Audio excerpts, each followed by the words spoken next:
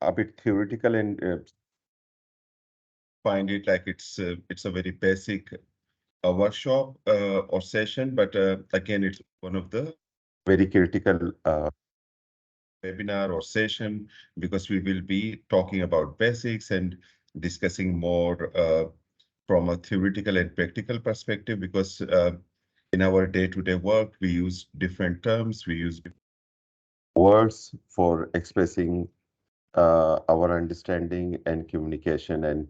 And in this webinar, we will be just unpacking them from a perspective that we speak the same language and accordingly we move forward. So this is a uh, session, so there is nothing like right or wrong approach. In case different organizations, they have different ways of working. So we had to be open and appreciative. At least they are having their own perspectives, but at least we should be conceptually clear. And in case if we are at terms, some words, we should use them accordingly. And in the whole organization, we should use the same understanding. So with that basic, uh, I'll just move to the overall structure of our today's webinar. So we will be mainly focusing on our introduction, which I could see like most of you are already introducing each other. The second will be brief introduction about PIN and then the CSN, which we have been even previously explaining in our previous webinars. The third topic, which will be around basics of organization capacity and models, the capacity models. And then the fourth one will be we will be unpacking all these, and that will be a bit more interesting session or area where we will be having a deeper discussion. So there is a little bit brief introduction about myself, which I will skip. In terms of our organizational priorities, PIN has a global strategy for 5 years, which we are executing, and it focuses on climate resilience, emergency response and recovery, civil society and inclusive governance. And as part of our organizational commitment, partnership is one of our organizational priority.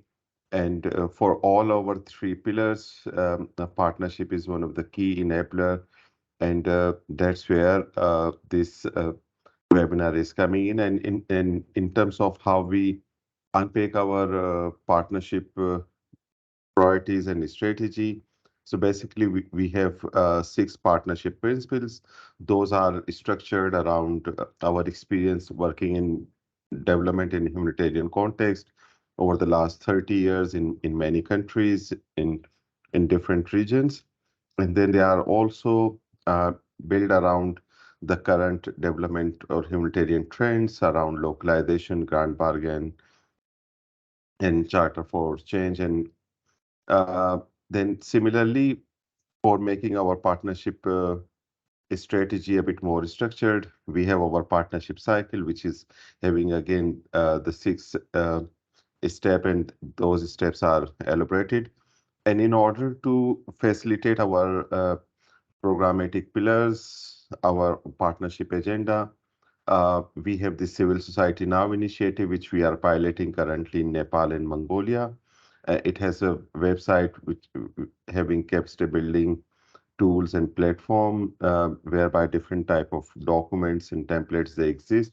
And then we are also piloting some kind of one-to-one or drop-in sessions for meaningful discussion. And this is something this webinar series is also linked with this Civil Society Now platform, which again complements to our this focus on partnership.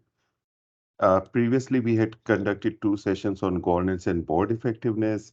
The second one was on strategic planning for CSN, and third one we are having right now. So in case those of you who attended the previous 2 webinars, in case if you have any question, any feedback or anything for further clarity, before I proceed to the today's webinar. That will be good. So at least we can reflect back on our previous webinars. So floor is open in case if you have any question, please speak up or write it in the chat box. I'll try my best to respond.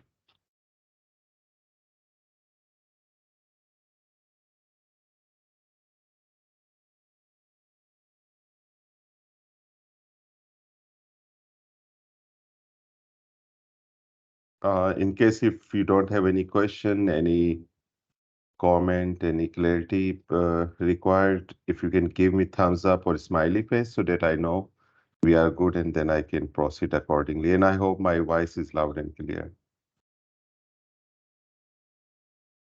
Okay, I could see few thumbs up. Okay, perfect. So in case if at any stage, if you have any question, please write it in the chat box or you can raise your hand and speak up. So we will do our best to accommodate maximum questions during the presentation. So the with the invite, uh, we okay. So there was one question. So like previously, the previous sessions which we shared webinars through email, but I think few of our colleagues they were not able to access it. So hopefully in coming days they will be available on YouTube. Like we are trying to sort it out. So we will upload them and then we will share the link with all of you. Otherwise, if you need the PowerPoint presentation, those I could share it with you easily. That's no issue.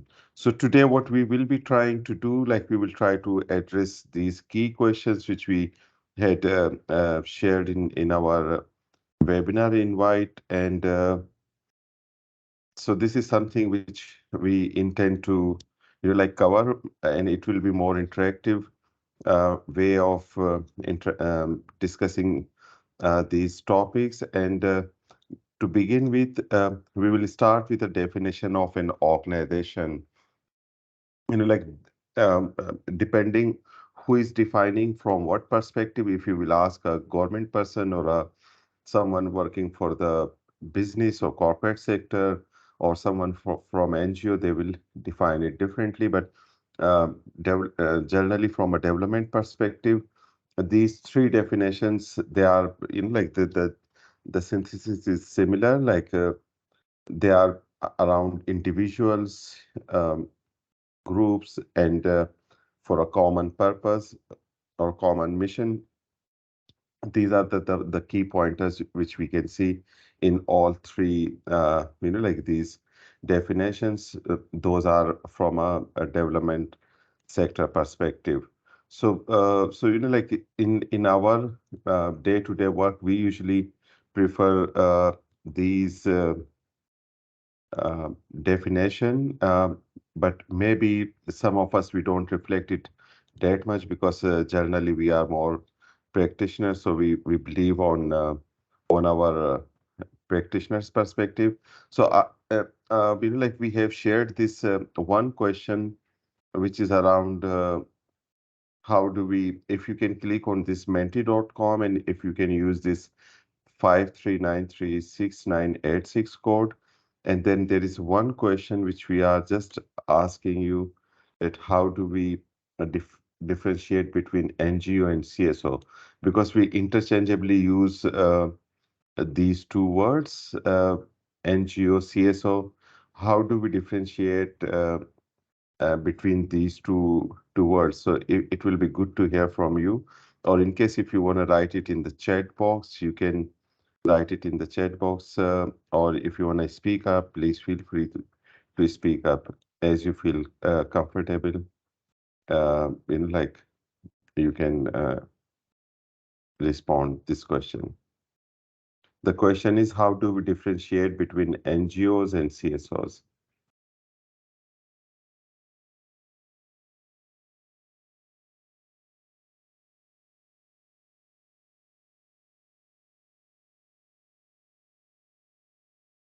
So at least we have initial one response, which is based on their capacity and resource they have. Anyone who would like to speak up, or if you want to use the chat option, you can use chat option as well.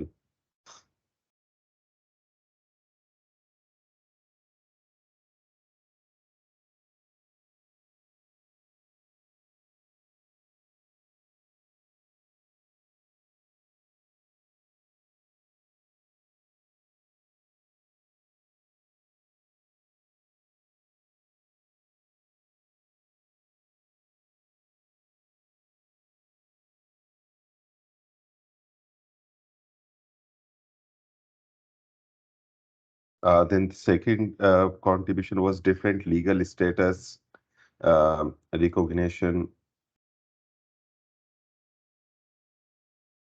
So anyone who would like to speak up, or if you want to write it, because again, if we are working in this sector, we use these two terms quite regularly and interchangeably.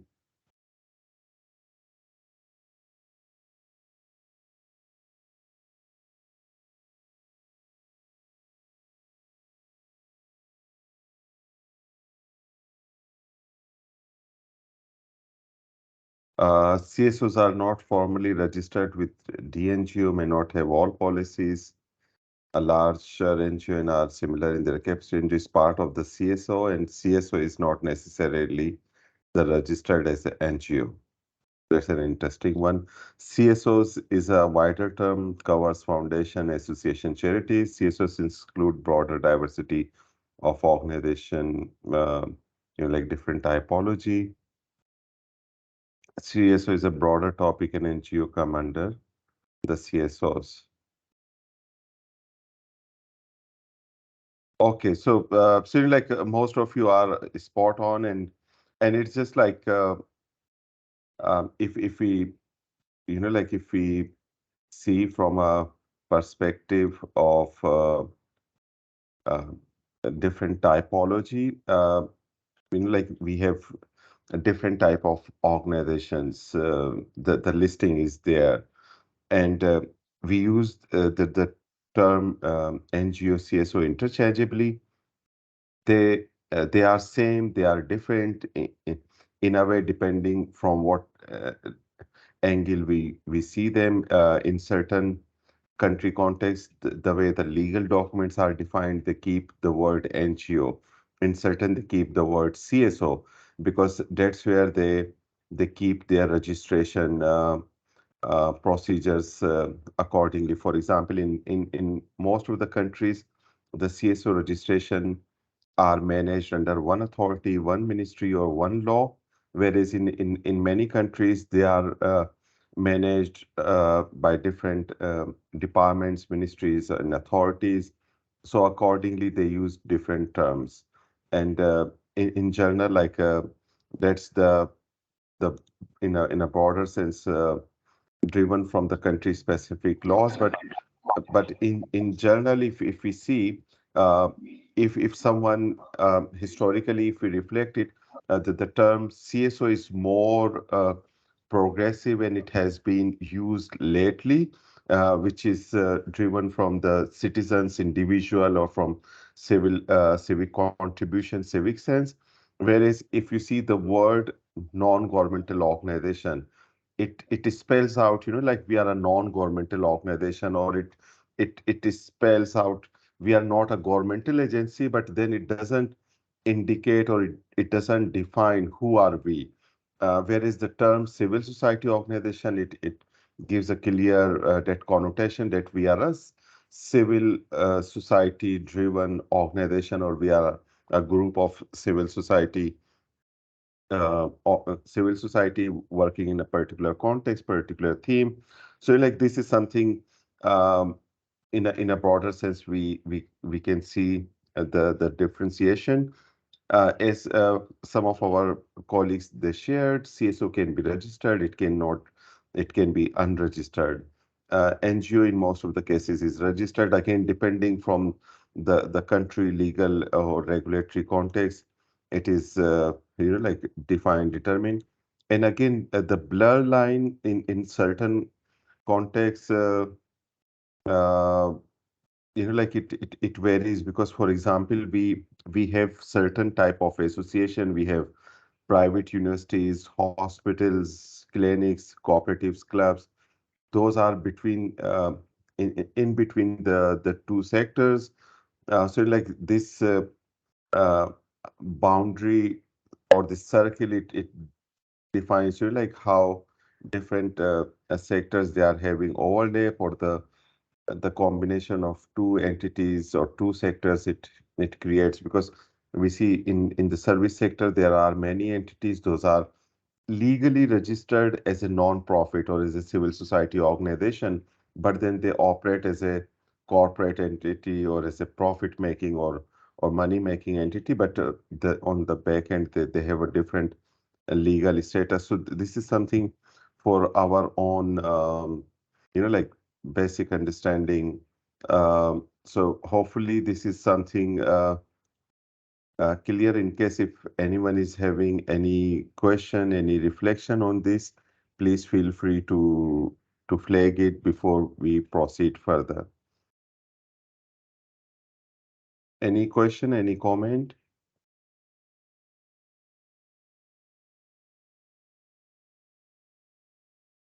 If you can give me smiley face or thumbs up, so we can proceed.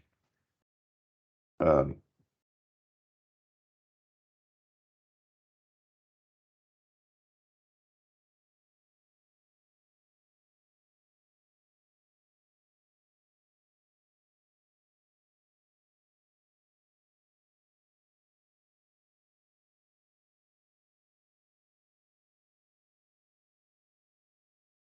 okay, so then in case if we can, if we can use the menti.com again, we have one more question, like how do we define capacity? So it will be good if you could reflect on this question,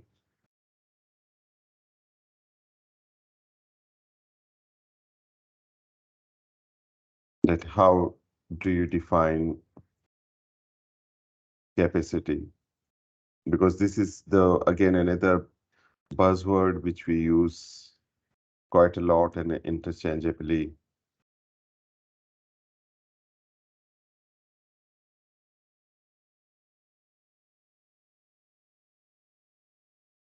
In case if you want to speak up, feel free to speak up and share your understanding, your perspective. There is nothing like right or wrong.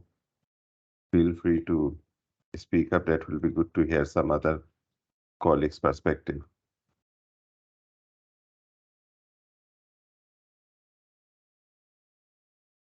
And as of now, like I don't see anyone in the waiting, so most of them they are accepted for the webinar.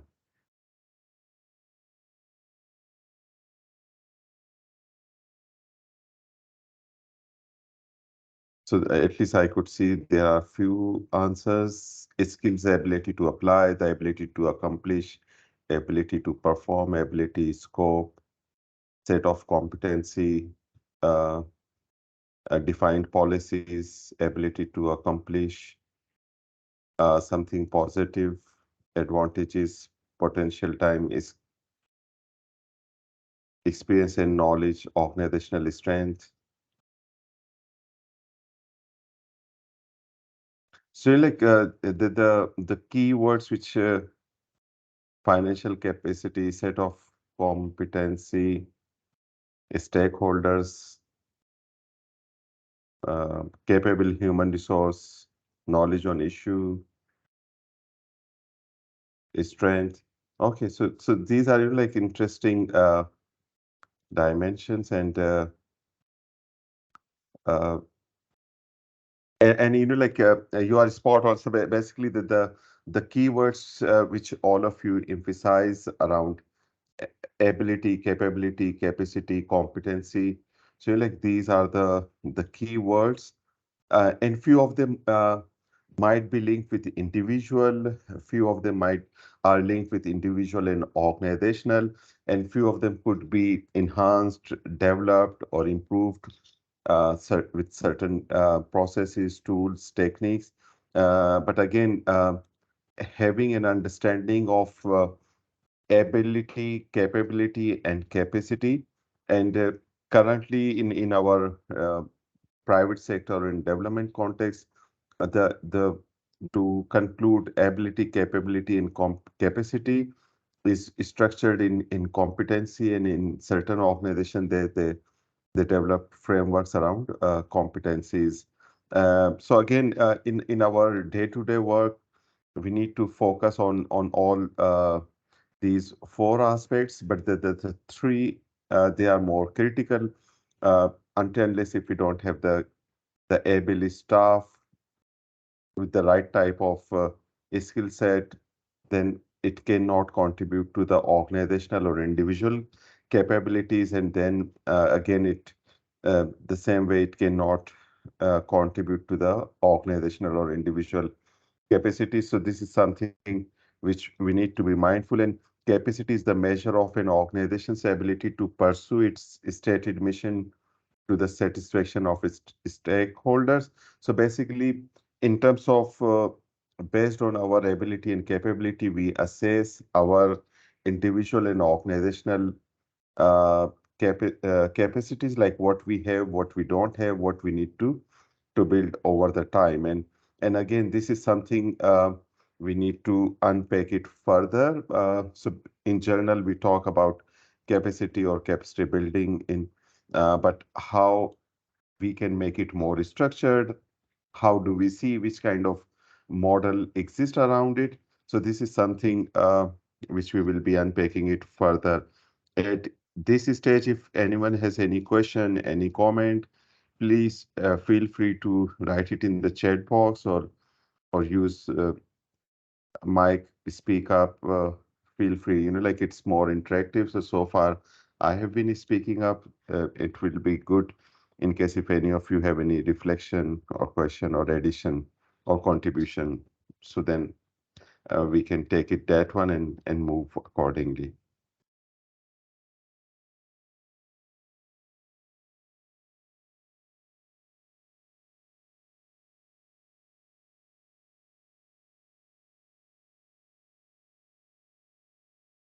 So I am not seeing any hands or any reactions, so then I can proceed. At any stage, if you have any reflection question, please feel free. It's an interactive session. So in case if you want to understand the capacity from an organizational perspective, there are different model. Some of you or most of you will be familiar with these models one way or other because in different organizational contexts, they are used differently. So the first one is the three circle model, which is an old model, onion skin model, which is usually used by Intric, and then 7S model from McKinsey. It's mostly used in business, but in also development sector as well. And then we have this capacity framework, which is more from a development sector perspective. So till the time we don't, like understand the ingredients of organization and its capacity, capstate it, or we can't improve it in a holistic sense. So if we talk about the three circle model, it focuses on internal organization, program, external relations, and then outside the circles there are contexts, the internal and external context. And this is kind of a three circle model, is an old school of thought from 60s 70s, which has been there in the development sector. And based on learning from this model, the onion model, which was kind of like reinvented by Intreg, which focuses more around different capacity dimensions like physical resources, staff competencies, system strategy, mission, structure, staff skills, financial resources, and in the center, vision, values, identity. So it was more because the way it was linked with the onion, so each layer is having its own capacity area, and then it complements to to the next one. So like these two model are the one which we see they exist in certain organization, particularly like small scale NGOs. Still they focus the one those are more informal. They still use this three circle approach, whereas the one those are evolving, they use this onion model.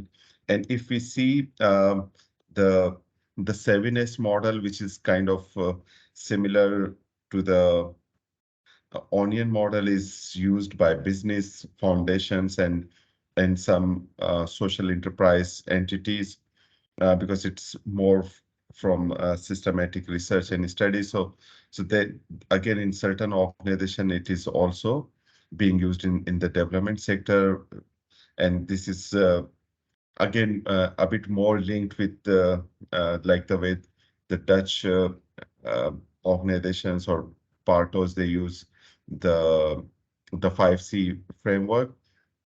And then the last one is organizational capacity framework, which is again kind of more around build on these three, but it's more from a development sector perspective, driven from Ellen Fowler's work in Africa and Asia, particularly in African context, and it's more structured around uh, vision, mission, strategy, program, projects, pay field management, structure system, and around resources, relationship linkages.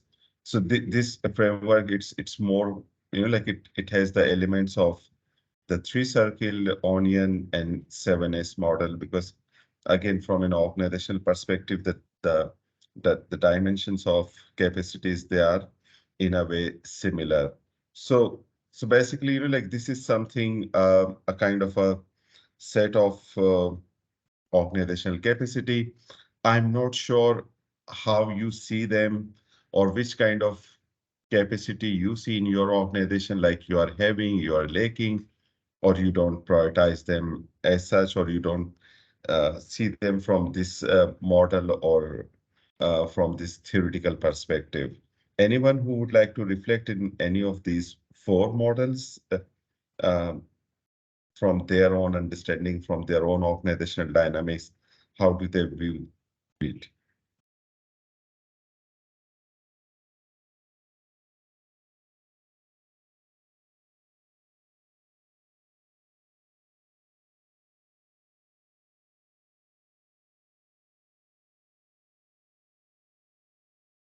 So today we are having very silent group of people, like no one is raising question or contributing. You don't need to be shy. Please speak up. Feel free to. Yes, Ravindra. Yeah. Uh, the model, which one, the onion one, the unpacking, because for the cleanup Nepal, we have used such types of model earlier.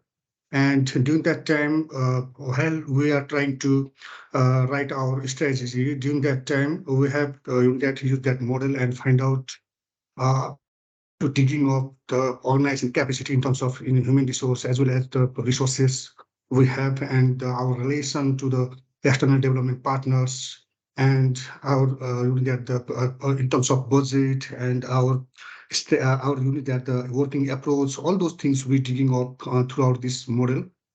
So under that onion unit at the model, we unpack every layer of that onion and find out we actually made two types of that the branch on the debt.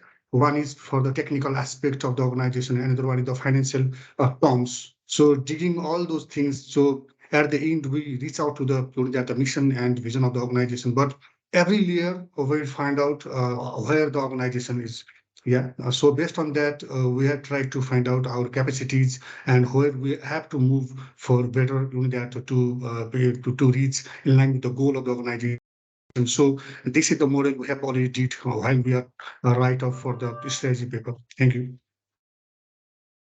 Okay, thank you, Ravindra. That's a good analogy, and again, like it's kind of an evolving, and it's good that we are having some good example. And there was one question around the 7S model, like around the style. So it's more around the leadership, and then Jagat also shared like They have been practicing 7S model, but it is a bit challenging because, uh, for example, it's more driven from the corporate sector, from the corporate entities, and they focus more on the shared values. We also talk about the values, but the way they make it more structured. So in terms of the style, it's more around the leadership style. For example, in our first webinar, we were talking about governance, board, and there we were just unpacking the role of the board, the role of the management, and then the staff. So again, this is more linked with the leadership role, like how the staff element is there, but then the leadership role, it varies from the context to context. And peer is also in the 7S model. How is the context security? Um, how is the context security function is influencing the organization? So again, like in this 7S model, again, it's more structured, and in terms of linking it with the financial or the from the security or from the risk perspective, the environmental scanning, the external context analysis is usually done, and then the way the whole these 7S, the way they contribute and they reflect, so it's more kind of a collective and regular effort, which helps in terms of identifying or projecting which kind of risk might be there and how it can be addressed in a systematic manner. But again, uh, this is more driven from a corporate sector perspective, and usually in our context, very few organization they are struggling with it, but then the element of financial and risk perspective, they are integrated in terms of the the structure, in terms of the strategies, in terms of the style, because these are delegated and unpacked in different like systems or styles, and accordingly they are addressed. Any other question, any reflection on these models?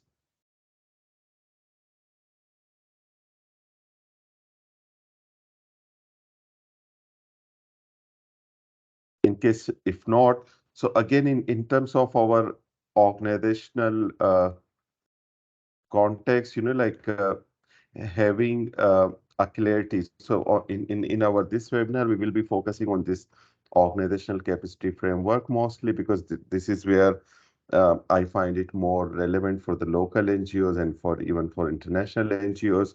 But at least it helps us in terms of unpacking the capacities in a more structured manner.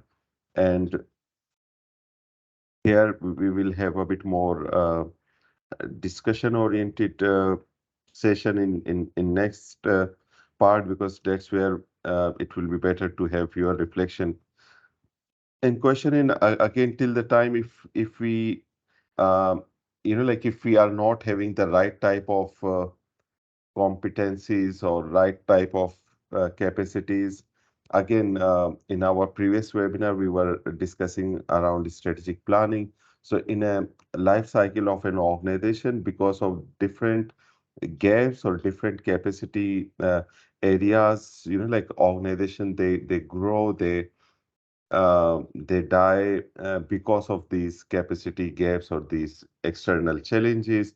So again, this is something we need to be mindful, like where we are as an organization, at which life cycle uh, we are, and how we have been evolving, and how we are evaluating, reflecting on our organizational and individual capacities, and how we can address them. So this is something which we need to be mindful, and this is something we are reflecting, like how we can understand better on these aspects of capacities from an organization's perspective, so that at least we can deal it accordingly, or the way we have been dealing it, we can reflect on it where we are going in the right direction, where we need to revisit our approach, we need to do things differently. So, and we can learn from other organizations and some like-minded uh, colleagues as well. So, with that, in case if there is any question, any comment before I move to the next part of this uh, session. So, in case if there is anything on this so far session, please feel free to speak up, write in the chat box, or raise your hand before I move further.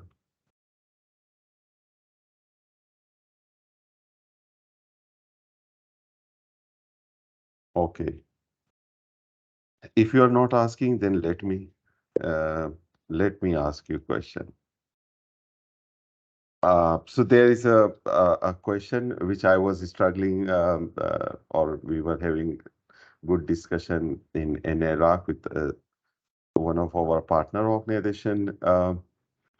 So there is one scenario: a local CSO is developing the strategic plan and intend to develop its 3 years organizational priorities. It is not sure which term to use to describe its interventions, program, sector, pillar, theme. What will you suggest to them and why? So if you recall in the beginning when I was sharing about PIN, so we usually use the term pillar, programmatic pillar. We have three programmatic pillars. So like we use the different words, different jargon. So in this scenario, what will you suggest to them? And it's a local NGO or CSO, local CSO. Anyone who would like to speak up or write it in the chat box? It will be good to hear someone else's voice as well.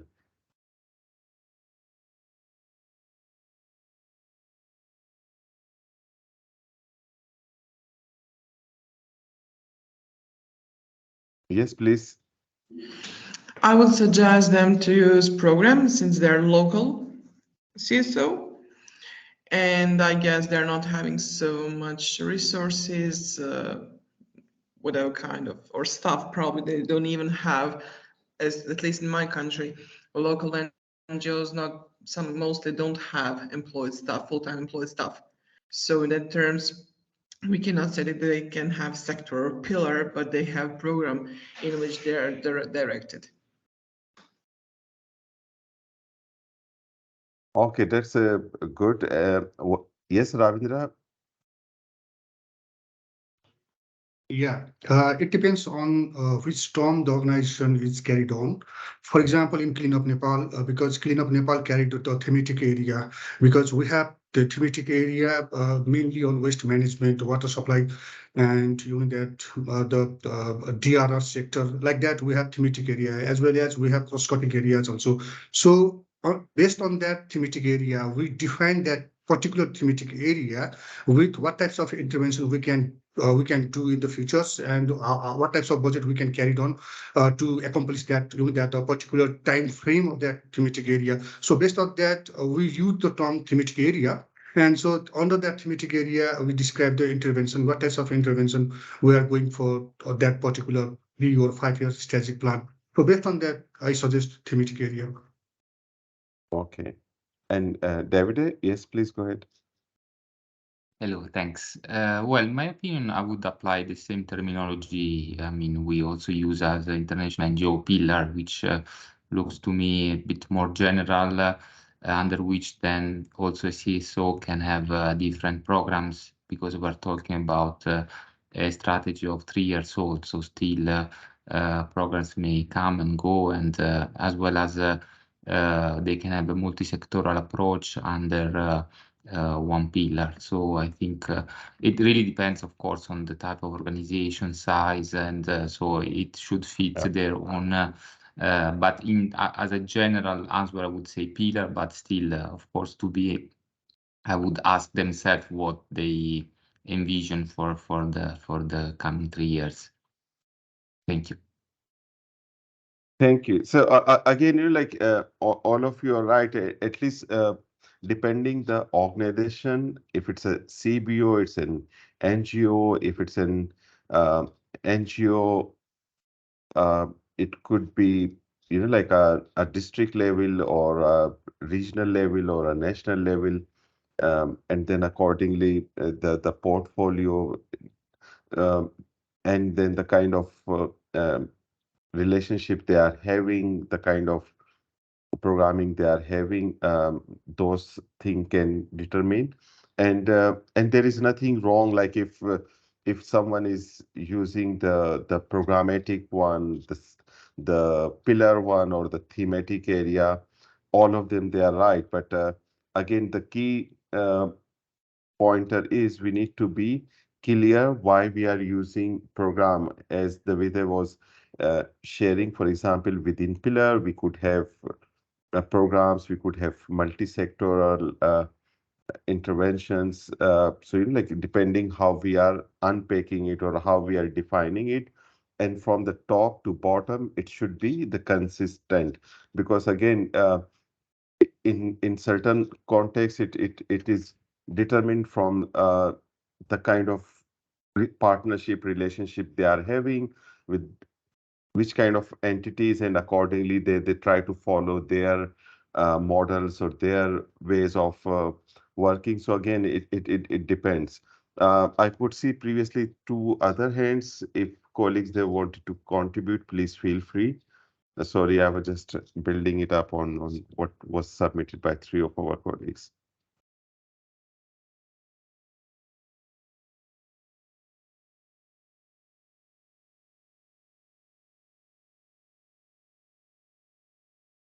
Okay. So basically, this was something which I wanted to just, like raise it. And then we have another, like just in from an unpacking perspective.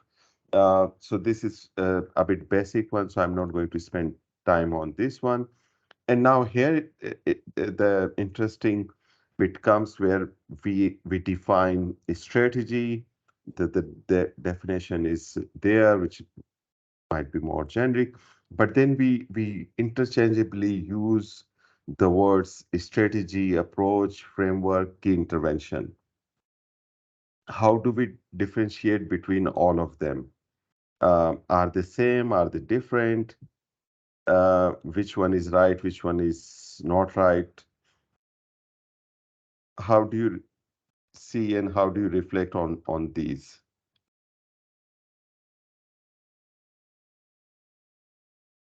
Because we use these terms again quite regularly: strategy, approach, framework, key interventions. And to approach, we have in a way unpacked it a little bit, that it could be programmatic long term, or it could be thematic short term, or it could be cross cutting, which is a trend oriented or theme oriented.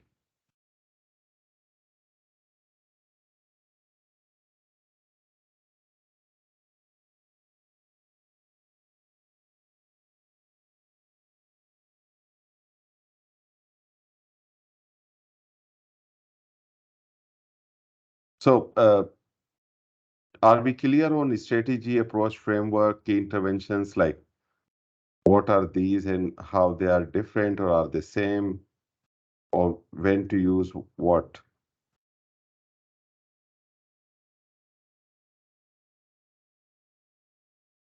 Okay, so in case if we don't have any submission now, we can see it later on in few minutes time.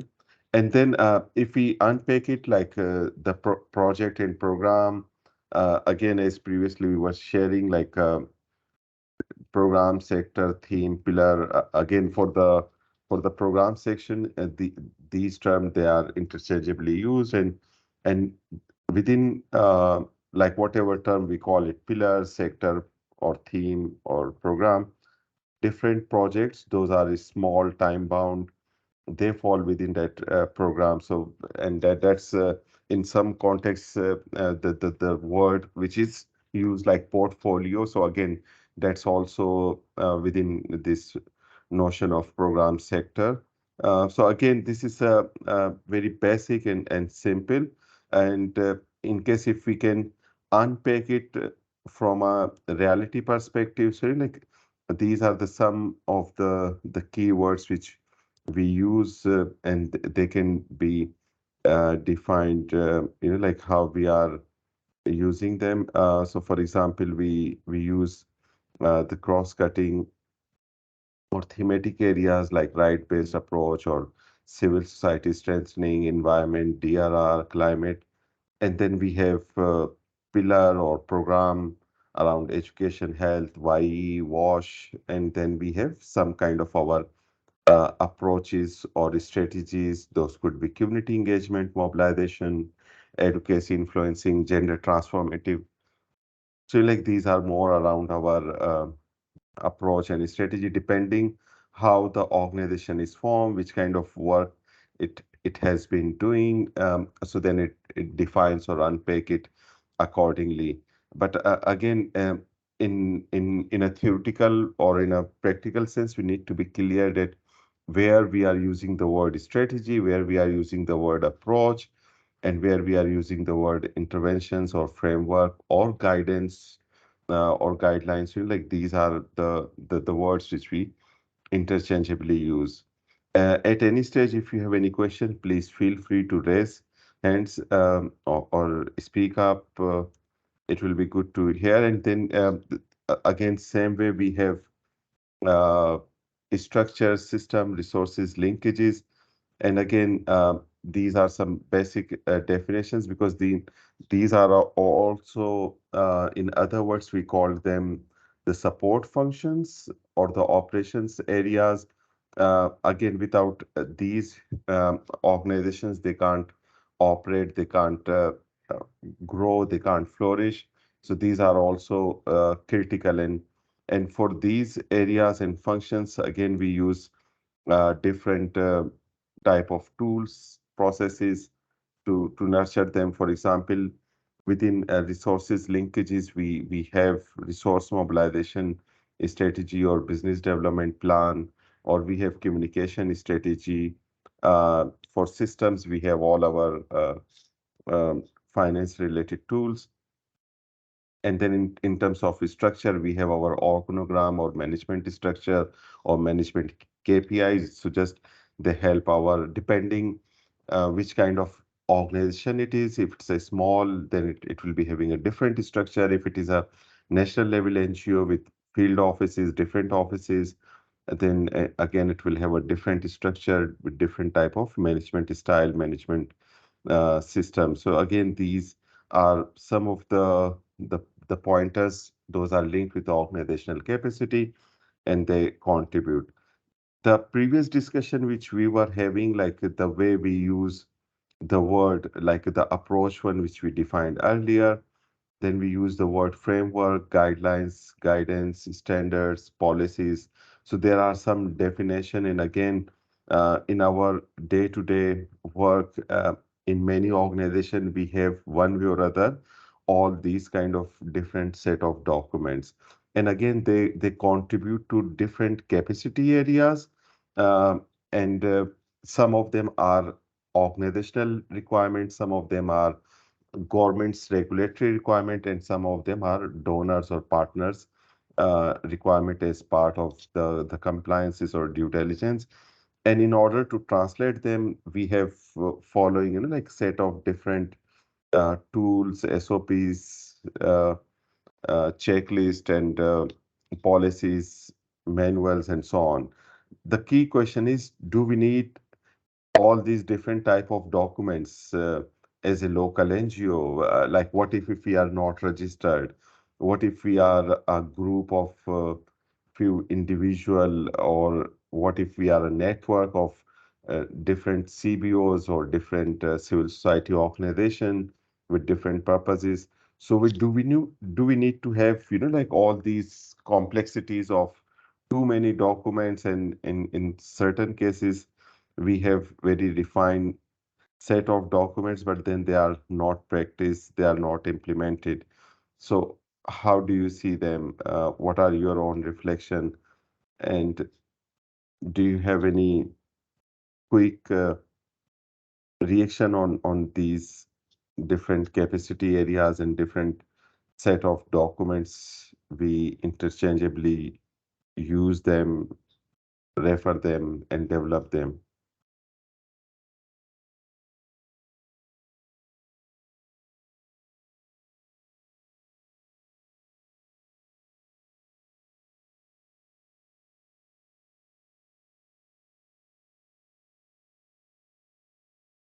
I hope it's not too simple or too boring or too complicated.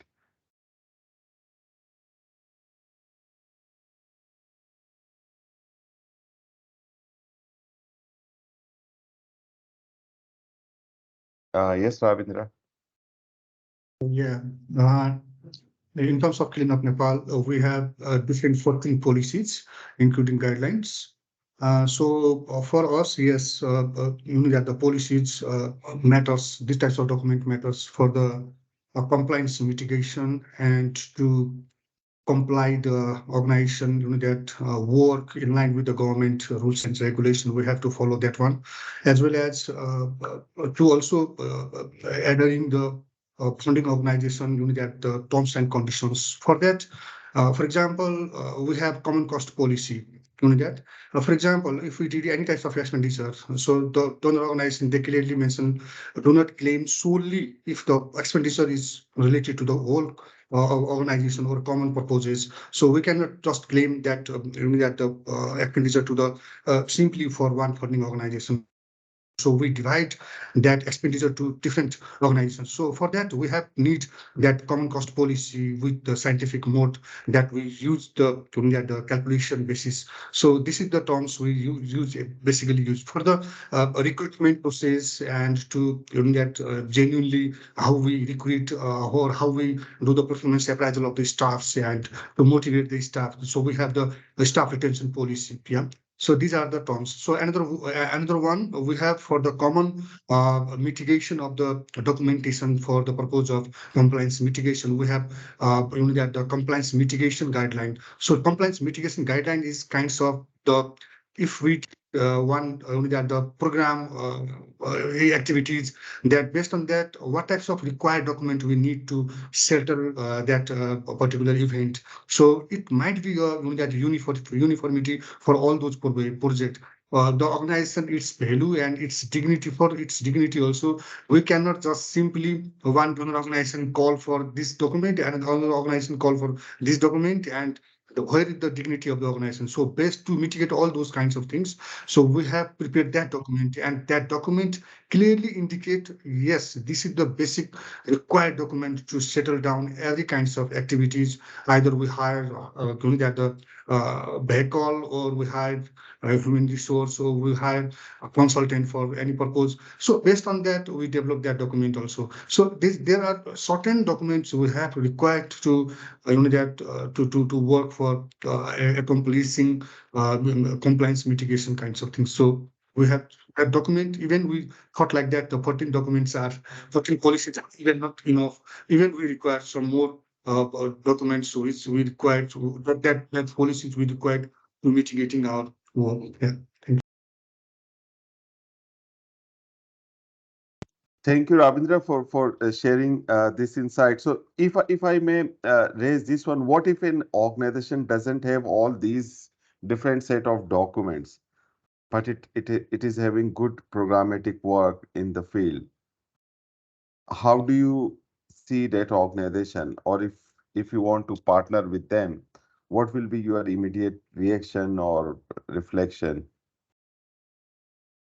First, I think this is very difficult to work with them if the organization don't have such types of documentation. Because the documentation, for example, the Clean Up Nepal, if we work with some local level NGOs, then we require all those kinds of that compliance system for mitigating all those complaints. The organization have to that the adequate kinds of policies, the guidelines.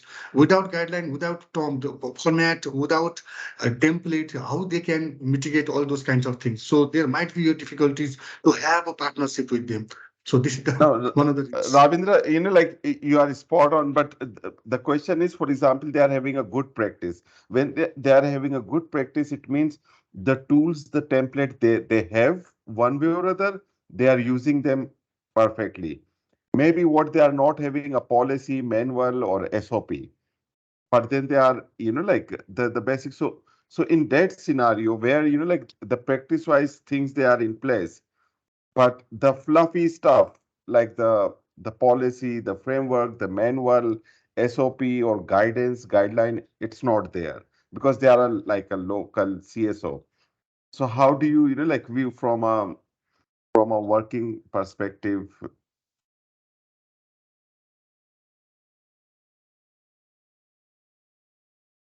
Yeah, for the local types of NGOs or CSO, there might be what types of agreement we are planning to have with them. Sometimes it depends on spatial types of activities that they can that work for that one. Then there might be we can suggest that our existing that templates and the requirement we forward them and they can make the document on that on that basis. But again, I would like to say like that if there is no adequate documentation system and policies, then there might be a threat to having an agreement with such partners. Yeah. Okay. So like at least in my again depending on the organization, its focus, its genesis, if they don't have the policies, the manuals, but if they are having a good practice, that's a good, and at least we should partner with them. We should support them in terms of writing the critical or the needed set of document. It could be SOP, it could be a simplified like some kind of a flow chart with less description, depending like whatever is convenient, but we should not be bogged down like having a very detailed document, whereas having a detailed document but it's not being practiced, that it can like reflect badly. There was one submission from Dragna in case if someone has M&E policy and if they are willing to share. And now with that one, I was just wondering, like in again in current context, some organization they use M&E framework. Um, in some most of the local NGO context, they are using the M&E policy, but again, like the way things they are evolving, the notion is more on M&E framework because it's more comprehensive, more broader, and it covers different aspects. So again, this is again a reflection like how we see uh, local set of policies in place. I'm sorry. Yeah, so David's contribution is really spot on. Like, and our role is, like how we support them in terms of developing it or what they are practicing it, how it can be make part of the narrative part, how we can do the co-creation, co-writing. So this is something as a partner, as a local NGO, local CSO, or as a INGO, we can work on this aspect. Any other question? Any other submission? Though we kept 90 minutes, but hopefully we will finish it within hour or maybe in next 3 to 4 minutes. Because some of colleagues they had indicated they will be having some other meetings.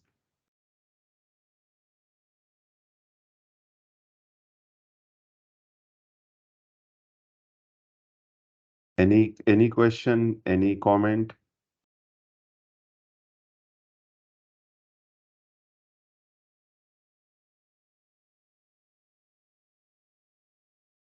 Yeah, so SAMIPs, that one like M&E plan or guidelines are used and is separate. So again, these are at the project level, but here we are focusing more at the organizational level. So there, the the guideline or policy or framework that could be appropriate depending whatever document we use to name it with a different right type of content. Otherwise, I was having just the last quiz. Um, a local CSO has developed its pillar or programmatic strategy, but is struggling to integrate and differentiate between programmatic and thematic, which in journal we call it cross-cutting approach and strategy, and not sure what to use, framework, policy, guidance, or guideline. what will you suggest to them and why? Because again, in many organizations, they struggle integrating this one programmatic and thematic approach and strategy. And in case if they are using the theory of change approach, then it can be a bit simplified or it can be a bit complicated, depend how each and everything is being explained or interrelated. Any any reflection on this question? What will you suggest?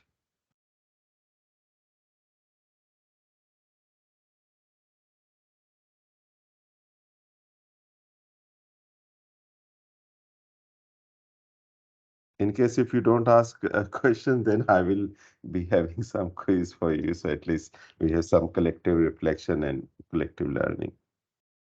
Anyone who would like to suggest?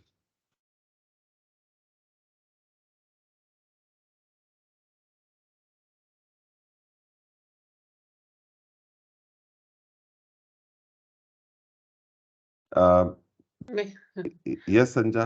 Hi, Anwar. Maybe Hi, maybe Sanya. I Yeah, can jump yeah, in a little bit because during I don't know program development or even single projects when we are putting them together, like we are usually coming across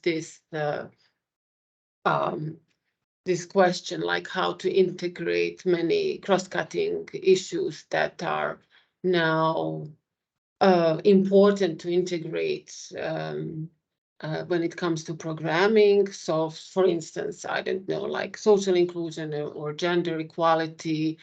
That's something that comes to my mind right now. So that's like important regardless of the main topic of project. So like when developing, it's important to keep it in mind and to this is something also that donors are observing, like how do you integrate or mention these cross-cutting issues. So I guess it's important to include it. How to include it? Well, I think that we like just from our own position, I think that we have different policies in when it comes to, for instance, like what I mentioned, gender equality and social inclusion or other cross-cutting issues. So it's usually, in my opinion, policies, but it depends again, like, is it a programmatic strategy that we are developing, then we can use also the framework. If it's single project, then maybe we can mention our policies, even guidelines. But when it comes to our local partners, I think that maybe if they don't have such developed policies and guidelines, it's important just to keep in mind that this is something to integrate and to look for. I don't know if Dragana is. I see that Dragana from our local partner organization is present. They are a very developed organization, but I think they don't have all these policies. Maybe more the ones that are required by law, but maybe not all of them that we mentioned. Exactly. Aspect of organization. Exactly, Sanya. So Yeah. at the beginning of organization, there were some key documents developed, like code of conduct, like key policies, really like 5 or 6 of them, mostly related to finance.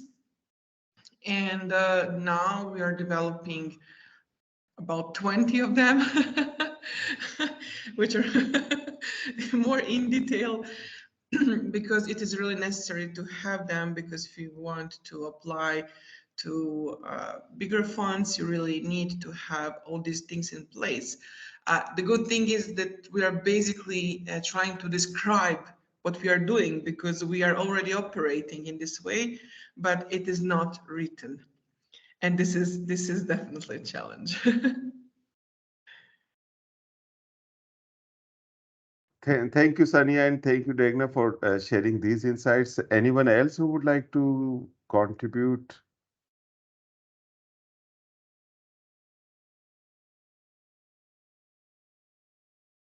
Again, like we need to be mindful, like how we are differentiating first between programmatic or pillar related, and generally the thematic or cross-cutting, they are usually more around approach. And then again, to unpack that approach, we can use different words, but again, we need to be consistent and clear, like which kind of, like this is kind of an a la carte, like framework, policy, guidance, guideline, strategy, which one we are using for what purpose, and how one is complementing or supporting other. And then there are different ways of like developing these set of documents. We can use or the existing one, for example, whatever the good practice we are having, we can based on our experiences and practices, we can write it, we can develop it accordingly, we can adopt it from others. In case of developing new ones, in some cases they are enforced by donor or partner as part of the compliances, as Degna was sharing, like they are required from donors. And then they could be, like adopted or adapted from others, from peer organization. The other way could be like they could be co-created, or they collectively written through a write shop modality. Uh, but we need to be mindful, like having these kind of strategy, policy, framework, guidance, whatever we have, whatever way we are developing it or adopting it or writing it, we need to be mindful and conscious of having the evidence, is like how it is being practiced, how it is being applied, or how we can, if someone is asking like how it is translated in the organization, which kind of evidences do we have, how we can validate it like it is being practiced. So this is a million-dollar question on which we need to invest more and be mindful, like otherwise, instead of having an advantage, it can be having some kind of implication that we are having this document, but it's not being practiced. Sorry. In case if there is any last minute question, reflection before I move to the last part.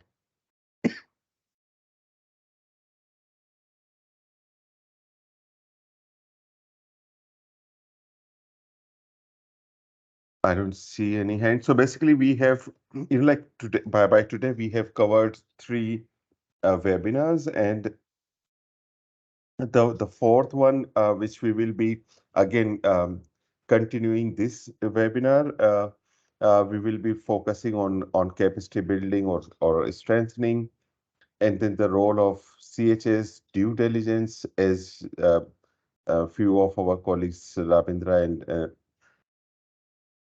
Regna, were sharing examples, like from a partnership or from a donor perspective, they are required, and around localization.